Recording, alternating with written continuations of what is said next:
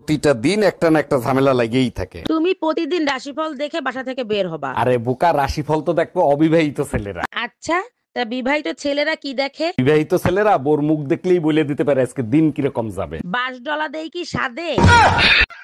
এই যে আপনাদেরকে বলতেছি, আপনারা যারা মনে করেন শ্বশুর শাশুড়ি থেকে আলাদা থাকলে খুব শান্তিতে থাকবেন, তারা শুনে রাখেন, এই যে একটা নমুনার সাথে নিয়ে ঘুরেন না, এই নমুনার ভিতরেই 4টা শাশুড়ি, 4টা দাদি শাশুড়ি, 4টা নানি শাশুড়ি, 4টা ফুফু শাশুড়ি সবকিছু ভরা আছে। তার সাথে শুধু তাই না, ননদ দেবর যত কিছু আছে সবের গুণ কিন্তু এটার ভিতরেই আছে। এই একটা যদি আপনার সাথে থাকে না, আপনার কোনো কিছুর অভাব নাই। শ্বশুর বাড়ির 14 গোষ্ঠীর অভাব সে একাই পূরণ করতে পারে। জ্বালায় শেষ করে দেয়। শান্তি না। আমি ফাইসা গেছি, আমি ফাইসা গেছি। ভাবি, আমি না আপনার জন্য একটা গিফট আনছি। বলেন কি তাই নাকি? তা কি গিফট আনছেন? আপনার জন্য একটা ঘড়ি আনছি। বলেন কি তাই নাকি? তাহলে আপনার নিজের হাতে পরিয়ে দেন। তাই নাকি? এ জানলে তো আপনার জন্য একটা পেটিকোট আনতাম। তাইলে আমি আপনাকে পরাই দিতাম।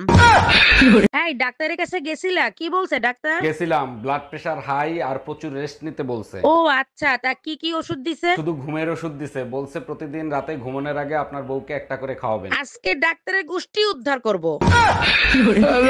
হ্যাপি নিউ ইয়ার সোনা বউ। হ্যাপি নিউ ইয়ার আমার লক্ষ্মী কালাচান। বছরের প্রথম, তুমি যা বলবা তাই আমি করব। কসম খাও আমি যা বলবো তাই তুমি করবা। তোমার কসম, তুমি যা বলবা তাই করব। আজ থেকে আশপাশের ভাবিদের বোন বলে ডাকবা। সবকিছু পাল্টে দেব, নতুন বছর নতুন করে শুরু করব। ভাইজান, শুনলাম নতুন বছরটাকে নাকি আপনি নতুন ভাবে শুরু করবেন। জি ভাবি, ঠিকই শুনছেন, ভাবছি নতুন করে আর একটা বিয়ে করব। চাপা মারার জায়গা পান না, পারেন না টিভি চ্যানেল পাল্টাইতে, আইছেন বউ পাল্টাইতে।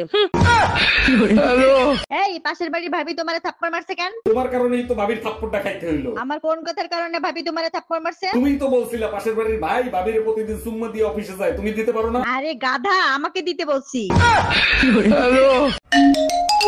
হ্যালো, এই কোথায় তুমি? কোন ভাবির কাছে? তোমার মনে আছে বহুদিন আগে আমরা একটা সোনার দোকানে আসছিলাম? ওরে আমার বাবুটা, কেন মনে থাকবে না সোনা পাখি? এই দোকানে তোমার একটা হার পছন্দ হয়েছিল। ওরে আমার লক্ষ্মী, তুমি সেই সোনার দোকানে গেছো? সেই দোকানের সামনে একটা নাপিতের দোকান আছে, সেই নাপিতের দোকানে চুল কাটাতে আইছি। তুই কুত্তা, একটা কুত্তা। শুনলাম টুম্পা ভাবে নাকি 31st নাইটে নিউ ইয়ারের পার্টি দিচ্ছেন 5 স্টার হোটেলে। জি ভাইজান, ঠিকই শুনছেন, আপনারা দাওয়াত রইলো, ভাবিকে নিয়ে অবশ্যই আসবেন। তাই নাকি? তা হোটেলের নামটা বলেন।